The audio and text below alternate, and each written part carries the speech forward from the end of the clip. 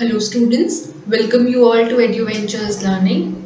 Our question is describe the alimentary canal of human beings. Alimentary canal के अंदर कौन कौन से ऐसे organs हैं जो कि include होते हैं, उन सब के बारे में हमें इस question में discuss करना है.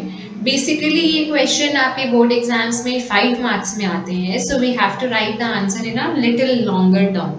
ठीक है, so the answer is the human alimentary canal has the following main parts. Number 1 is mouth.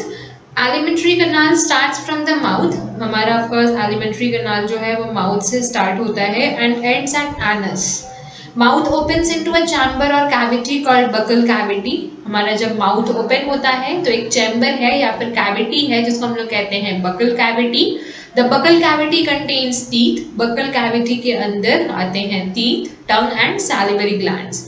हमारे माउथ के अंदर पाई जाने वाली ये तीन चीजें, दांत, जीभ और हमारे सैलिवरी ग्लैंड्स, ये तीनों को कंसिस्ट एक साथ अगर हम लोग बोले तो उसे हम कहते हैं बकल कैविटी, जो कि हमारे माउथ के अंदर होते हैं.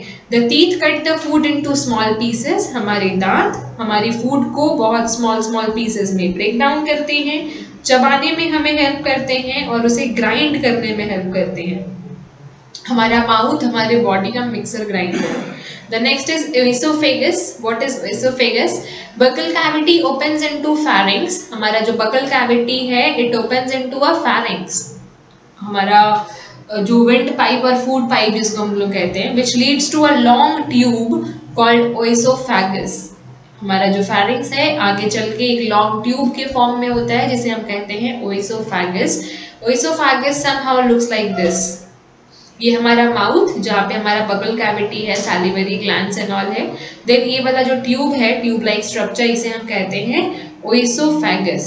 ओएसोफेगस is also known as food pipe. Oesophagus को हम फूड पाइप भी कहते हैं क्योंकि इसी के थ्रू ओएसोफेगस जो हमारा ट्यूब लाइक स्ट्रक्चर है, उसी के थ्रू जो खाना हमारे माउथ में ग्राइंड और च्यू होता है वो फूड पाइप के थ्रू ही हमारे स्टमक तक पहुंचता है. Now the walls of oesophagus are highly muscular. जो वॉल्स होते हैं ओएसोफेगस को वो बहुत ज्यादा मस्कुलर होते हैं. Digestion does not occur in the ओएसोफेगस. Digestion ओएसोफेगस में नहीं होता है. ओएसोफेगस सिर्फ खाने को पेट तक पहुंचाने का काम करती है, ठीक है, into the stomach.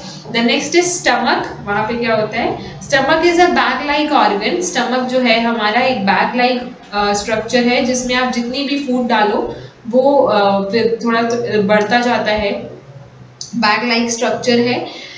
Highly muscular walls हैं, बहुत ज़्यादा मस्कुलर होती है, एकदम स्पॉन्जी होती है. Of the stomach help in churning the food. हमारे फूड को चर्न अप करने में हमारा स्टमक हेल्प करता है.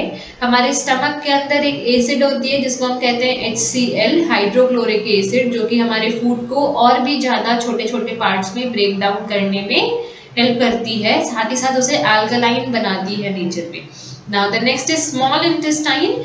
स्मॉल इंटेस्टाइन भी बहुत ज़्यादा इंपॉर्टेंट ऑर्गन है हमारे पूरे के पूरे एलिमेंट्री कैनाल का, डाइजेस्टिव सिस्टम का, क्योंकि यहीं पे हमारा जो मेन कंप्लीट डाइजेशन या फिर एब्जॉर्प्शन ऑफ फूड है वो एग्जिस्ट करता है. स्मॉल इंटेस्टाइन एक कॉइल्ड ट्यूब लाइक स्ट्रक्चर होती है. The small intestine is longer than the large intestine. ये है हमारा स्मॉल इंटेस्टाइन. ये ऐसे एकदम घुमा सा पाइप की तरह होता है.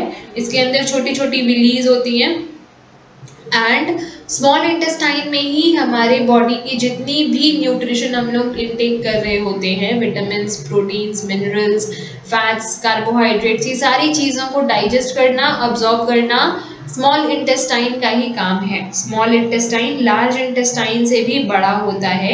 ऑलमोस्ट अप्रॉक्सीमेटली हम लोग बोल सकते हैं कि हमारा स्मॉल इंटेस्टाइन 9 मीटर्स लॉन्ग होता है. इतना लंबा होता है हमारा स्मॉल इंटेस्टाइन, पर हमारे पेट के नीचे वो इतना ज़्यादा घुमा सा होता है ट्यूब लाइक स्ट्रक्चर में कि इतना लंबा है वो पता नहीं चलता. 9 मीटर्स के तो हम लोग भी नहीं है, पर हमारे बॉडी के अंदर ऑर्गन्स इतने सारे हैं और इस तरह से प्लेस्ड किए गए हैं कि उनका एग्जिस्टेंस हमारे लिए बहुत ही ज़्यादा ज़रूरी है. So the small intestine is longer than the large intestine, as I said before. In humans small intestine is the site of complete digestion. Humans में स्मॉल इंटेस्टाइन ही वो जगह है जहाँ पे कंप्लीट डाइजेशन ऑफ फूड होती है, जैसे कि carbohydrates, protein and fats.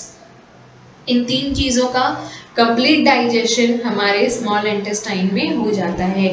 Now large intestine हमारे एनल का एलिमेंट्री कैनाल का एक ऐसा पार्ट है जो कि अनडाइजेस्टेड फूड को अपने अंदर स्पेस देता है। जितना भी फूड हमें चाहिए था, जितना भी चीज़ें हमें अब्जॉर्ब करनी थी, वो तो हमारा स्मॉल इंटेस्टाइन कर चुका। नाउ जो रफेज है, जो वेस्ट प्रोडक्ट्स है, अनडाइजेस्टेड फूड है जिसकी हमारे बॉडी को ज़रूरत नहीं है, वो हमारे स्मॉल इंटेस्टाइन से लार्ज इंटेस्टाइन में चली जाती है, यहाँ से यहाँ चली जाती है, यहाँ पे पूरा ट्रैवल करती है और फिर हमारे एनस में आ जाती है और एनस से हमारे बॉडी के बाहर हो जाती है। एनस एक ऐसा ओपनिंग है at the end of the alimentary canal through which the undigested food is thrown out. Anus हमारे बॉडी का एक ऐसा ओपनिंग है जो कि एलिमेंट्री कैनाल के बिल्कुल एंड में आता है और इसी एनस से हमारा जितना भी अनडाइजेस्टेड फूड है, रफेज है, वेस्टेज है, वो सभी हमारे बॉडी से बाहर आ जाती हैं। सो हमारे एलिमेंट्री कैनाल में टोटल इतनी सारी चीज़ें हैं: mouth, oesophagus, stomach, small intestine, large intestine and anus. ये जितनी भी चीज़ें हैं उन सभी का हमारे एलिमेंट्री कैनाल में होना, अपना अपना रोल प्ले करना बहुत ही ज़्यादा ज़रूरी है, बिकॉज ये सारी चीज़ें digestion of food, absorption of food and excretion of undigested food के लिए बहुत ही ज़्यादा इम्पॉर्टेंट हैं। और ये क्वेश्चन आपके एग्जाम में ऑलमोस्ट अबाउट 5 मार्क्स में आते हैं। So if possible write this answer with the diagram. It makes it more proper and appropriate. Thank you.